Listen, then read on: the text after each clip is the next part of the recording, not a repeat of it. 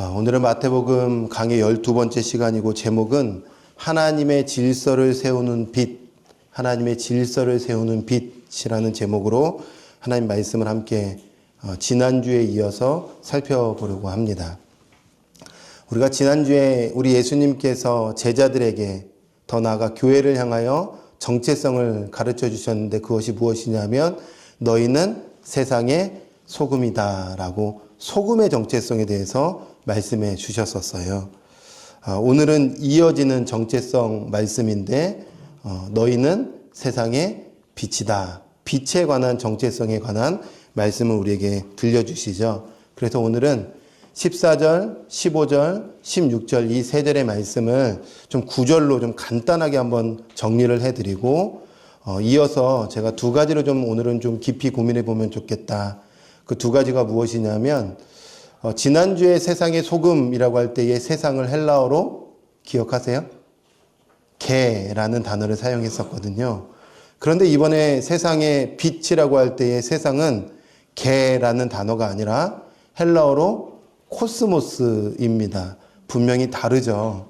다른다는 것은 의미를 좀 다르게 우리가 좀 풀이해서 적용해야 한다는 것입니다. 그래서 저는 우리 새빛순교회 성도님들이 의미를 알고 이렇게 표현하면 좋을 것 같아요. 우리는 세상의 빛과 소금입니다. 이렇게 우리가 너무 쉽게 잘 얘기하거든요. 근데 분명한 의미는 세상의 소금과 세상의 빛이 다른 세상이기 때문에 그걸 분명히 이해하고 사용하면 좀 좋겠다. 그래서 오늘 코스모스라는 이 세상을 좀 깊이 한번 우리가 생각해 보고 빛의 사명이 무엇인가라고 물어본다면 어떻게 우리가 빛을 드러내야 되는가라고 물어본다면 16절에 우리 예수님께서 뭐라고 말씀하셨냐면 너희의 착한 행실을 통하여 라고 말합니다. 그러니까 착한 행실 통하여 우리는 교회의 정체성, 제자의 정체성을 드러내야 되는 거죠. 그러면 이제 질문이 찾아올 겁니다. 착한 행실이 뭔가요? 여러분, 착한 행실이 뭔가요? 예를 들어서 이렇게 생각할 수도 있을 것 같아요. 착한 말, 좋은 말, 남을 도와주는 행동, 이런 걸 우리가 착한 행실이라고 생각할 수 있지만, 과연 우리 예수님은 그 정도의 이야기를 하려고 했을까? 단순히 윤리적이고 도덕적인 행실을 말하려고 했을까? 그럴까요? 그럼 예수님 믿지 않아도 착한 행실 하는 사람 많잖아요. 근데 성경이 굳이 그런 얘기하려고 하는 건 아니겠죠. 그래서 과연 착한 행실은 뭘까? 이것도 한번 우리가 좀 깊이 생각해보는 이 두 가지를 생각해 보려고 해요. 자, 14절의 말씀을 한번 이어서 보면 이렇게 말씀하고 있어요. 너희는 세상의 빛이라 산 위에 동네가 또는 도시가 숨겨지지 못할 것이다. 이렇게 말씀하고 있습니다. 예수님은 제자 공동체, 더 나아가 이 교회를 향하여 정체성을 뭐라고 말씀하시냐면 빛이라고 말씀하시죠. 빛이 되라. 빛이 되도록 노력해라. 빛이 되도록 훈련을 좀 많이 받아라. 라고 말씀하시지 않아요. 분명한 정체성은 빛입니다. 예수님을 영접했어요. 예수님을 믿으세요. 그래서 예수 그리스도와 연결되어서 연합되셨어요. 그러면 그 훈련을 많이 받고 안 받고 교회를 오래 다니고 안 다니고가 아닙니다. 그냥 정체성 자체가 빛입니다. 여러분, 빛이 있는 곳에는 어둠이 있을 수가 없어요. 여러분이 예수 그리스도를 진짜 믿는다면 여러분이 가는 곳마다 영적 어둠들이 떠나갈 수밖에 없습니다. 도망갑니다, 어둠은. 빛과 어둠은 공존할 수가 없어요. 여러분이 가는 곳마다 어둠의 문화, 어둠의 일들이 자연스럽게 사라지는 것이 우리의 정체성이라는 거죠. 그런데 예수님은 교회의 정체성에 대한 말씀을 하신 뒤에 이런 말씀을 하시죠. 뭐라고 말씀하시냐면 산 위의 도시가, 산 위의 동네가, 산 위의 마을이 숨겨지지 못할 것이다. 여러분 궁금하지 않으세요? 왜 빛이라는 정체성 다음에 갑자기 산 아래 도시가 아니면 어떤 바다 근처에 무엇들이 이런 얘기를 안 하고 분명하게 콕 집어서 산 위의 도시를 말하고 있습니다. 유대인들은 이 산 위의 동네를 어떻게 이해했을까요? 유대인들은 이 산 위의 도시를 어디라고 인식했을까요? 대부분의 학자들은, 저도 연구를 해보니까 이게 맞는 것 같아요. 유대인들의 입장에서 산 위의 도시는 당시의 예루살렘 성, 예루살렘 고베 800고지 위에 도시가 있잖아요. 동네가 있잖아요. 예루살렘 성, 또 다른 표현으로는 시온산, 이렇게 이해했을 것이 저는 분명하다고 생각합니다. 이사야서 2장 2절과 3절에 이사야가 이런 말씀을 해요. 말이래, 종말에 여호와의 전에 산이 모든 산 꼭대기에 굳게 설 것이요 모든 작은 산 위에 뛰어나리니 만방이 그리로 모여들 것이라. 많은 백성이 가며 이르기를 오라 우리가 여호와의 산에 오르며 야곱의 하나님의 전에 이르자. 그가 그의 길을 우리에게 가르치실 것이라. 우리가 그 길로 행하리라 하리니 이는 율법이 시온에서부터 나올 것이요 여호와의 말씀이 예루살렘에서부터 나올 것임이라. 시온, 예루살렘 같은 의미예요. 그러니까 예루살렘 하면 자연스럽게 하나님의 임재가 있는 곳, 하나님의 임재가 있는 성전이 있는 곳이잖아요. 그러니까 그 도시는 하나님의 임재가 있는 공동체라고 말할 수도 있을 것입니다. 그 숨겨질 수가 없다는 거예요. 빛이 우리 가운데 임했어요. 우리가 예수 그리스도를 믿는 믿음의 공동체라고 한다면 숨겨질래야? 숨겨질 수 없어요. 없는 거예요. 내 안에 예수로 가득하면 내 안에 나올 것이 무엇입니까? 예수밖에 없어요. 내 안에 진리로 가득하면 내 입 밖에 나오는 건 뭐밖에 없을까요? 진리만 외치는 겁니다. 얼마 전에 어떤 CEO 이렇게 이야기를 듣게 되었는데 부산에 어묵 장사하는 이제 3대째 가문이 있었어요. 1대 할아버지가 어묵 장사를 이제 크게 펼쳐 놓으신 거죠. 2대 아들이 그것을 가업을 이어받았는데 열심히는 했는데 빚이 80억인 거예요. 아들은 이 가업을 물려받고 싶지 않았어요. 미국에서 회계사가 되고 싶었던 거예요. 그런데 엄마가 하루는 힘겨운 목소리를 이야기한 거죠. 아들아, 한국에 한번 들어와라. 이렇게 말할 부모가 아닌데 분명히 이렇게 얘기했다? 뭔가가 있구나 해서 그걸 캐치해서 한국에 딱 들어왔는데 알게 된 겁니다. 이게 80억 빚이 있고 더 이상 이 기업을 이끌어가기 힘들겠다. 어떻게 해요? 이 빚을 떠안고 아들이 3대째 가업을 이어받았습니다. 어떻게 해야 되나? 이걸 저렇게 해야 되나? 저렇게 해야 되나? 막 열심히 했어요. 그런데 회계사 다 내려놓고 어디만 집중했냐면 어묵만 집중했어요. 그러니까 친구를 만나도 무슨 얘기 할까요? 어묵 얘기하는 거예요. 왜요? 어묵으로 가득하니까.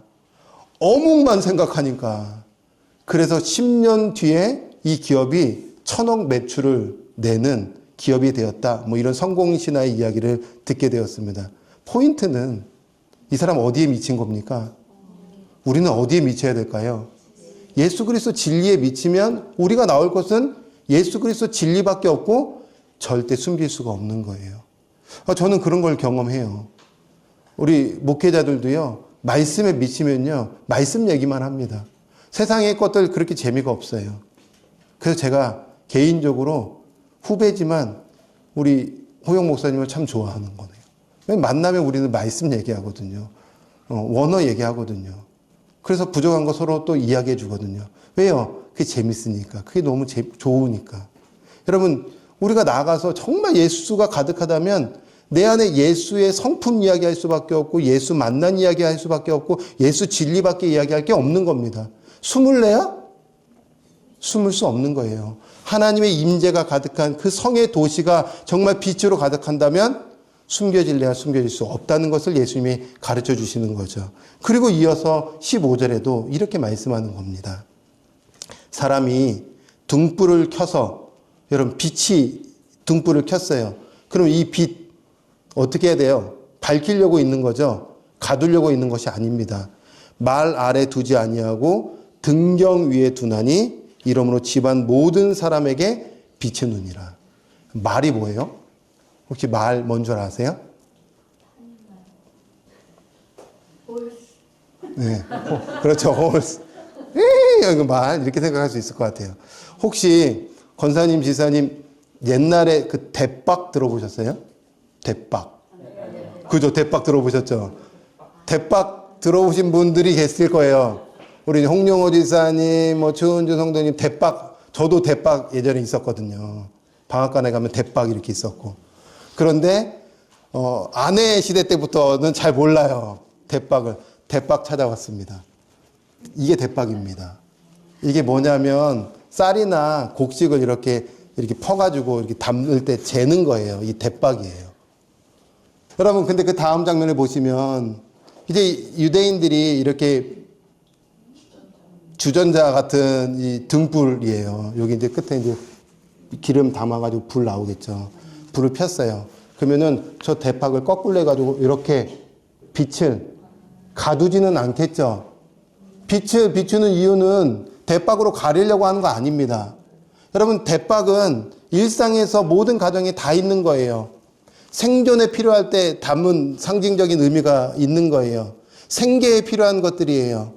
그런데 여러분 한번 영적으로 한번 해석해 보십시오. 우리의 생계의 염려나 생계에 필요한 생존에 필요한 것들로 여러분 그리스도의 빛을 가릴 수 없는 거예요. 매일 살잖아요. 매일 생존하잖아요. 매일 생계를 살아내잖아요.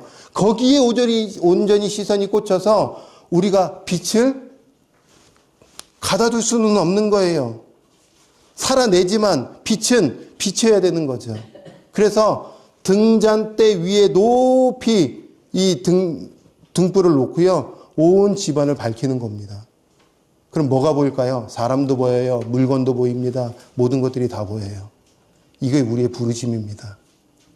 사람들은 대박 가두어서 오로지 생존과 생계에만 목숨 걸지만 우리는 거기에 시선을 두지 않아요. 진리의 시선을 둡니다.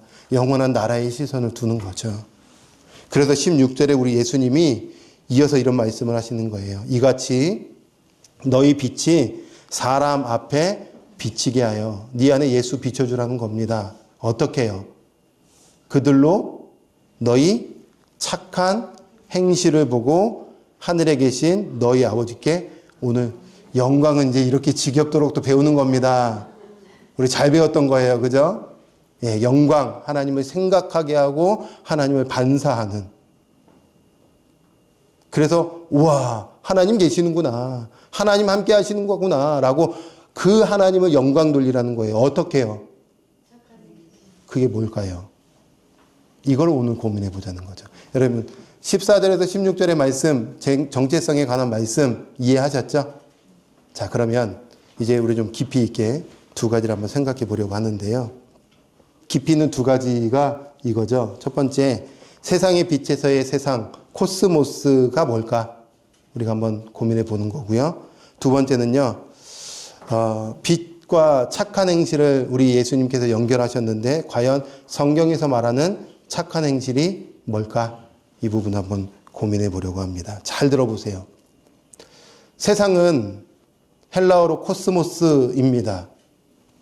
코스모스는 동사인 코스메오, 뭐라고요? 코스메오랑 연결되어 있습니다. 뭐 거기서 나왔다라고 해도 괜찮을 것 같습니다. 코스메오의 뜻은 질서 있게 하다, 질서, 배열하다, 뭔가를 이렇게 배열하다. 그 다음에 정돈하다. 그 다음에 장식하다. 이런 뜻을 가지고 있습니다. 어떤 뜻을 가지고 있다고요?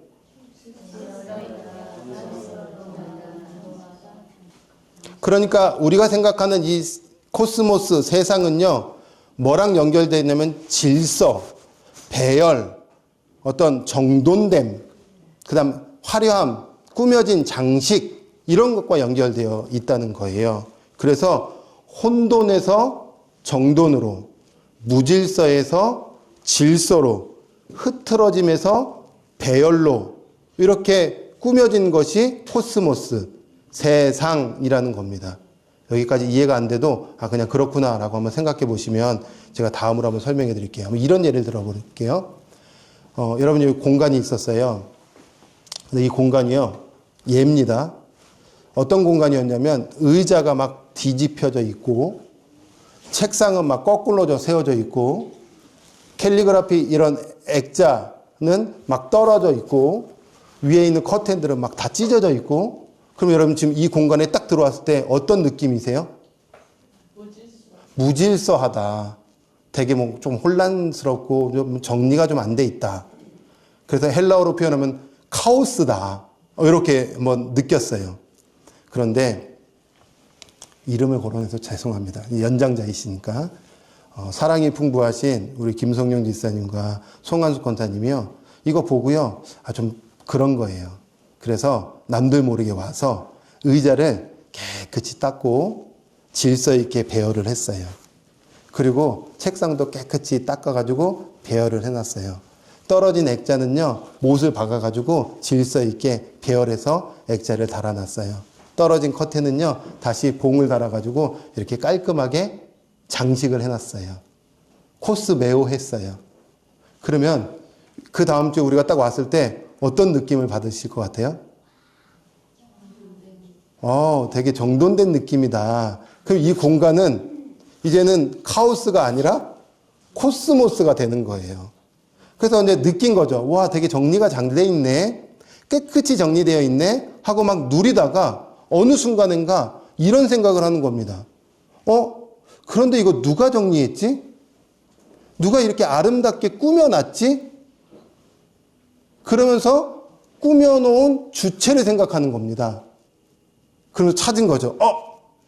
우리 지사님과 권사님이 해주셨네. 그때 우리에게 드는 마음이 어떤 마음이에요? 감사한 마음이죠. 예. 제가 무슨 얘기를 하려고 하냐면 세상 코스모스의 목적, 본질은 이 코스모스를 만들어내신 주체를 드러내고 찾아내는 것에 있는 겁니다. 여기까지 이해가 되시죠? 그러면 코스모스라 단어, 이 세상과 연결된 게 창세기 1장이에요. 창세기 1장 2절 너무 잘 알고 계시죠? 우리 창세기 특강 때 배웠으니까 2절에 뭐라고 말씀하고 있을까요? 같이 한번 읽어볼까요? 시작. 땅이 혼돈하고 공허하며 흑암이 깊음 위에 있고. 어떤 상태입니까? 혼돈, 무질서, 텅빔, 공허, 흑암, 어둠 이런 상태예요. 카오스의 상태예요. 무질서의 상태예요. 비어있는 상태예요. 그런데 하나님이 하나씩 뭐 하십니까?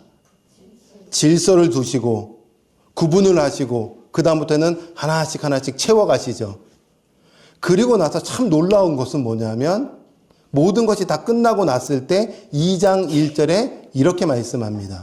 2장 1절도 읽어볼까요? 시작. 천지와 만물이 다 이루어지니라. 예. 하샤마임, 하에레치, 그 하늘들과 그 땅, 그리고 만물이잖아요. 여기서 70인형, 헬라어로는 뭐라고 번역되어 있냐면 코스모스라는 단어를 쓰고 있어요. 하나님의 질서의 세계가 완성됐다는 겁니다. 하나님의 질서의 체계가 완벽하게 구성되었다는 겁니다. 이제부터는 하나님의 세계인 겁니다.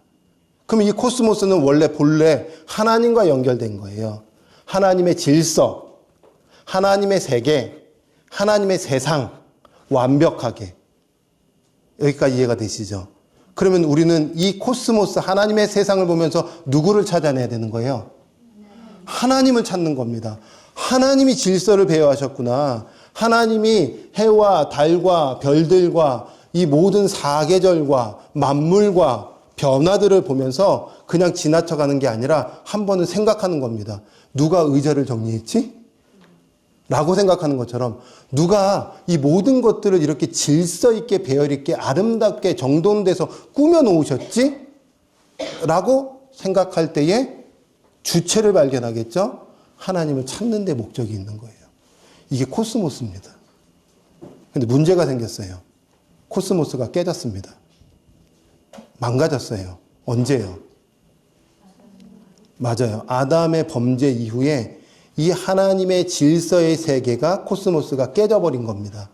그러면서 나타나는 대표적인 코스모스가 나오죠. 인간 중심의 코스모스.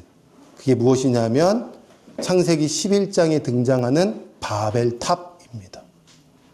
이제 인간의 코스모스가 나오게요. 우리는 하나님의 코스모스를 통해서 하나님을 찾아야 되는데 더 이상 하나님을 배제하고 하나님을 거부하고 인간 중심의 세상을 찾기 시작합니다. 그게 대표적인 게 바벨탑인데 바벨탑의 11장 4절 말씀이 이렇게 말씀하고 있어요. 인간이 얼마나 자기중심적 질서를 만들려고 하는지 읽어볼까요? 시작. 또 낮에 성과 탑을 건설하여 그 탑 꼭대기를 하늘에 닿게 하여 우리 이름을 내고 온 주변에 흩어지게 하자 하였더니. 예, 사람이요 자기의 이름을 내기 위해서 자기 벽돌을 쌓기 시작하는 거예요. 하나님을 향한 삶이 아니라 오로지 자기입니다. 자기 영광입니다. 자기 이익입니다. 자기 중심입니다. 그 세계를 만들기 시작하는 겁니다. 그 다음부터 여러분 역사 속에서 세계사 속에서 펼쳐지는 것은 다 코스모스가 하나님의 질서 속에서 하나님을 찾는 세상이 아니라 오로지 힘 있는 자 중심으로 펼쳐지는 코스모스였다는 거예요. 하나님이 이 바벨탑 성공시키지 않아요. 그런데 여러분 바벨탑 없어졌을까요? 또 다른 제국으로 나와요. 그게 애굽입니다. 그게 이집트예요. 사람 중심의 또 세상을 만들어냅니다. 여러분 애굽 영원했을까요? 애굽 무너집니다. 그럼 또 등장해요. 어느 나라가 등장할까요? 성경의 관점에서 보면 아수르도 등장하고 바벨론도 등장하고 페르시아 등장하고 헬라 등장하고 로마 등장하고 중세시대 종교랑 맞물려서 종교적 타락한 세상 드러나고 이제는 뭐 사회주의, 자본주의 이런 뭐 이즘이 생겨나지만 다 중심에 인간이 있는 거예요. 그러니까 여러분 지금 이 돌아가는 체계에 너무 열광할 필요가 없어요. 하나님이 그러면 로마 시대 때부터 열광하겠죠. 이 땅에 저 나라와 우리가 잘해야 돼. 저기랑 잘해야 돼.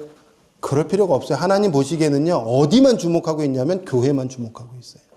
복음 있는 곳만 주목하고 있는 거예요.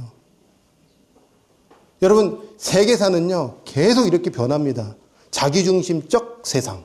자기중심적 코스모스. 누가 힘 있는 자 중심으로 갈 것인가. 이 체계 속에서 자라난 우리가 배우는 게 뭐예요? 나도 힘 있는 자 되고 싶다.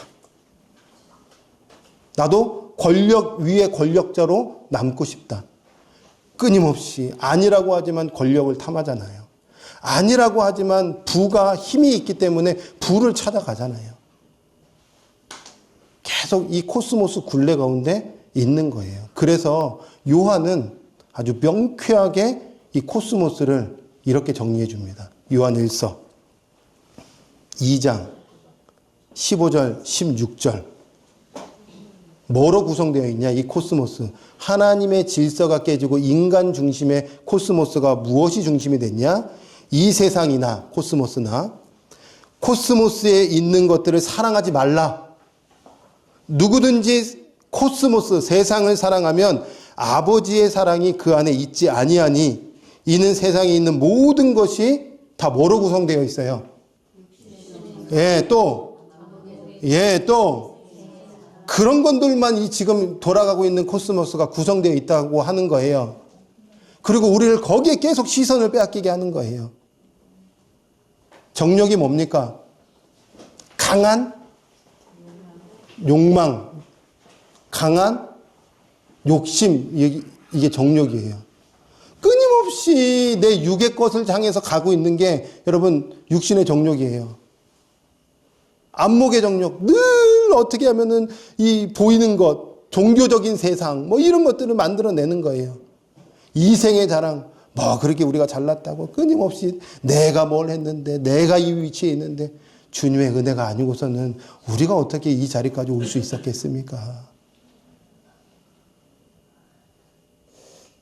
끊임없이 나를 드러내고 끊임없이 나를 높이고 끊임없이 어떤 권력자의 힘을 쫓아가려고 하고 끊임없이 우리 아이들은 학교에서 힘 있는 자가 되라고 배우고 세상에서 뭐 1등 못하면 루저라고 거짓으로 속이고 여러분 1등 했다고 세상에서 다 잘 사나요? 아니잖아요. 아님에도 불구하고 부모가 되면 또 애들한테 1등 되라고 해요. 이게 세상의 굴레 속에서 코스모스의 특징이에요. 그런데 우리 주님은 이 코스모스라는 이 세상에 들어오셔서 이 코스모스라는 세상의 체계를 깨뜨리고 더 이상 힘 있는 자, 권력자의 방식이 아니라 하나님의 질서의 방식, 힘이 아니라 희생이야, 섬김이야, 사랑이야, 내어줌이야, 높아짐이 아니라 낮아짐이야, 겸손으로 가는 거야, 십자가로 가는 거야 라고 반대로 오히려 역사하셔가지고요 세상의 코스모스를 다시 깨뜨리고 하나님의 질서로 하나님의 코스모스로 세워가자. 이게 우리의 부르심입니다. 여러분 세상 무엇인지 좀 이해하셨어요? 코스모스라는 이 세상을 좀 이해하셨어요? 이제 우리가 예배 끝나면 다시 그 체계 속으로 또 들어갈 겁니다. 어떻게 살아내시겠어요? 하나님이 이 체계 속에서 나는 세상을 주목하지 않아. 복음이 있는 한 사람을 주목하고 복음이 있는 교회를 주목해. 여러분 우리를 주목하고 계세요. 그럼 여러분 생각해 보세요. 교회마다 와 교회가 희망이네라고 하는데 교회마다 진짜 복음이 있는지를 점검해야 돼요. 교회마다 진짜 말씀 중심으로 가고 있는지를 점검해야 돼요. 말씀이 없는데 프로그램이 많다? 제가 과감하게 말하는데 아닙니다. 그러면 안 됩니다. 진리는 파고 파도 끝이 없어요. 그래서 목회자가요 정말 하나님 앞에 말씀의 부르심을 얻었다면 말씀 죽어라 파가지고요 한 말씀 주는 겁니다. 어떤 한 목사님은 전미사가 안 풀렸대요. 얼마나 놀라운 겁니까? 이게 풀려야 다음이 풀리니까요. 그래서 3, 4일 내내 끙끙대는 겁니다. 왜요? 진리를 파서 이 진리를 한 진리라도 줘야 그 사람이 진리 가운데 그리스도 안에서 서고 빛으로서의 역사를 감당할 수 있는데 건물적 화려한 교회가 무슨 의미가 있겠습니까? 힘이 없어요. 제가 부정적으로 얘기하려고 하는 게 아니라 현실이 그렇다는 거예요. 교회마다 요즘 다 드러나고 있잖아요. 신천지랑 막 결탁되고 통일교랑 결탁되고. 여러분 분별해야 돼요. 왜 교회가 거기와 결탁됩니까? 그러면 안 되는 거잖아요. 그래서 우리는 세상에서 막 화려하게 돌아가도요. 진짜 우리가 말씀의 종이 되어서 말씀화되어서 말씀대로 살아가려고 하고 있는가? 코스모스, 세상의 코스모스와 화된 것이 아니라 하나님의 질서 속에서 하나님의 세계를 만들어내고 있는가? 이 부르심이 빛이라는 겁니다. 그러면 어떻게 해요? 어떻게 우리가 그 빛의 역할을 감당해야 될까요? 16절에 우리의 착한 행실만이 하나님께 영광을 올려드리고 사명을 잘 감당하게 되는 것입니다. 착한 행실이 뭘까요? 도덕적 행실? 거짓말 안 하기. 좋죠. 성실하기. 좋죠. 그런데 성경에서 착한 행실을 우리가 생각해 보려면 예수님의 착한 행실을 찾아보면 되겠죠. 그래서 착한 행실이라는 그 원어를 그대로 가져와서 신약의 예수님의 착한 행실이라는 단어랑 탁 맞물리면 이거구나라고 우리가 발견할 수 있겠죠.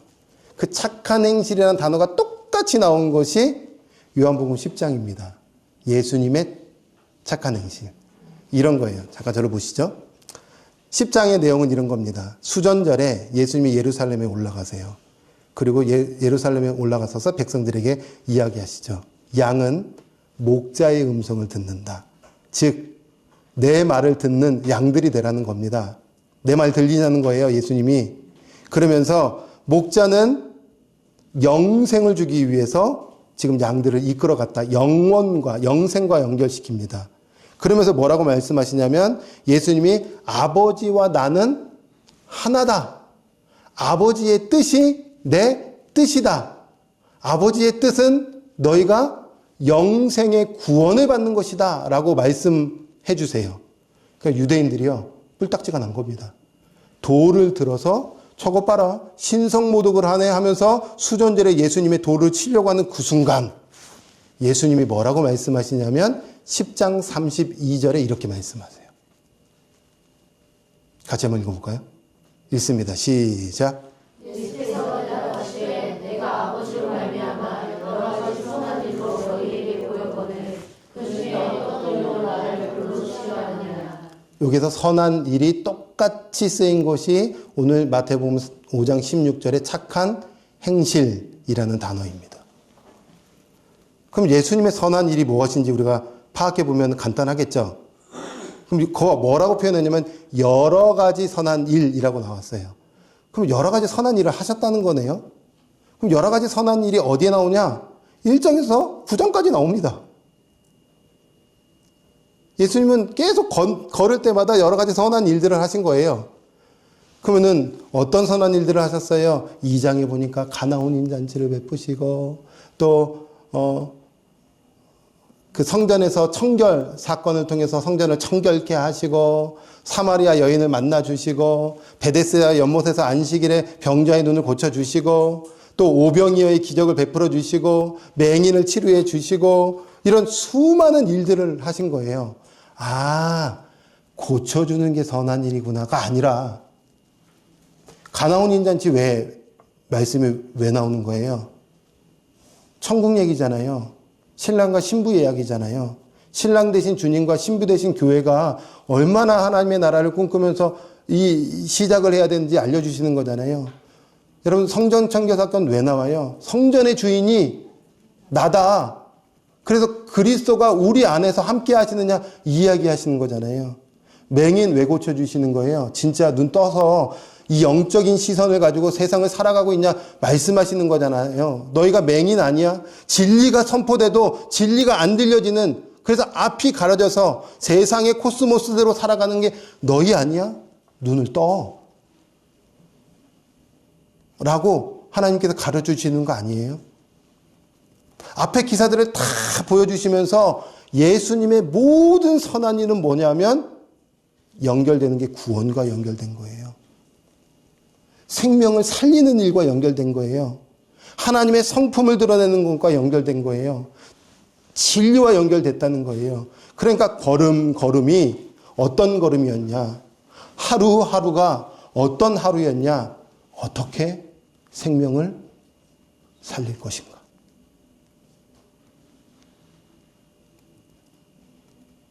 어떻게 저 어둠 가운데 있는 영혼을 빛으로 이끌어 줄 것인가.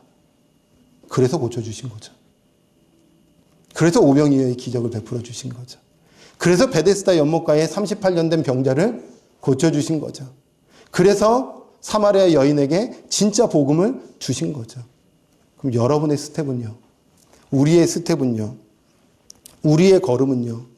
여러분 내일 또 돈을 버실 때 돈을 버는 이유는요? 사람을 또 내일 만날 텐데, 모레 만날 텐데 만나는 이유는요? 하나님 이 영혼 왜 붙여주셨죠? 이 재정 왜 허락해 주셨죠?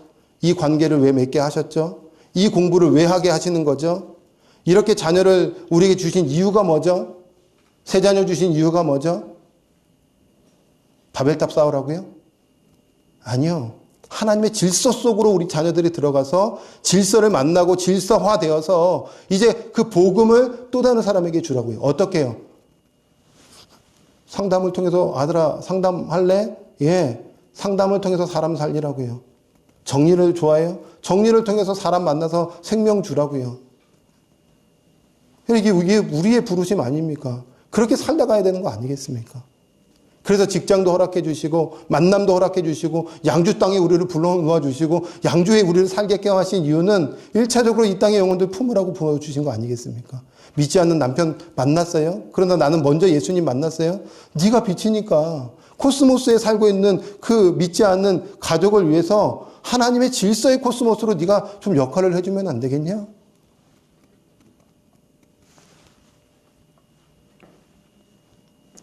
여러분이 하나님의 은혜를 입었고, 우리가 하나님의 은혜를 입었고, 하나님의 사랑을 입었고 하나님의 용서를 입었고 하나님의 궁유를 입었다면, 이 은혜를 경험했다면 이제 우리가 실질적으로 해야 될 것은 모여서 찬양만 하고 영광만 돌리는 게 아니라 살아내는 게 중요하겠죠. 이제 하나님께서 정말 나와 같은 사람 붙여주시면 너 저 사람 보면서 용서할 수 있겠냐? 난 널 용서했는데. 그래서 성품을 드러냈어요? 그건 착한 행실이에요. 그럼 착한 행실을 하면 하나님을 기억나게 하는 거고 하나님의 이름을 높여드리는 거겠죠. 누군가는 탐욕에 짜져서 돈을 쫓아만 가요? 그런데 나는 그것을 좀 내려놓고 오히려 섬김의 자리로 가요? 억울하죠. 화가 나겠죠. 속상하겠죠. 그럼에도 불구하고 하나님의 성품을 드러내니 그 성품이 곧 착한 행실이고 하나님께 영광 돌리는 거 되겠죠. 운전하다가 갑자기 누가 새치기 하면 얼마나 화가 나요? 욕을 그냥 바가지로 하고 그냥 가가지고 창문 내려가지고 삿대질 한번 해줄 수 있겠죠. 그렇다고 뭐 구원 못 받는 건 아니잖아요. 그런데 그럼에도 불구하고 보이지 않지만 그렇게 우리가 하나님의 성품을 또 드러낸다면 하나님이 너 잘하고 있다 라고 칭찬해 주시겠죠. 우리 스위슨 교회가 해야 될 건 뭘까요? 전 잘하고 있다고 생각해요. 예, 인도네시아 선교사님 후원하고, 캐나다 전도사님 또 후원하고, 또 런투기브 목사님 또 후원하고. 여러분 현장에 가지 못하지만 우리는 착한 행실을 하고 있는 것입니다. 우리는 또 꿈을 꿔야 돼요. 목사님 지금 세 군데도 후원하는데 빠듯한데 또 뭐 하려고 합니까? 또 하는 겁니다. 주신 만큼 또 하는 겁니다. 또 사랑을 나누는 겁니다. 우리 한 성도님이 또 자립 청년들을 좀 도우려고 해요. 우리 같이 기도해 주는 겁니다. 시간과 여력이 되면 같이 헌신하는 겁니다. 그래서 그냥 독이 깨져도 계속 사랑 부어주는 겁니다. 그러다가 주님 부르시면 가는 겁니다. 그럼 우리 주님이 너는 참 정체성답게 살다 왔구나 칭찬하시지 않을까요? 이제 우리 한 주가 또 시작됩니다. 우리가 세상의 빛, 이 코스모스라는 인간 중심의 체계 속으로 또 들어가서 하나님의 체계를 세우고 하나님의 질서를 세우고 하나님의 성품을 드러내라고 우리를 부르셨습니다. 이 말씀을 꼭 기억하며 세상에 한 발짝 걸어가는 저와 여러분이 되기를 주님의 이름으로 축원합니다.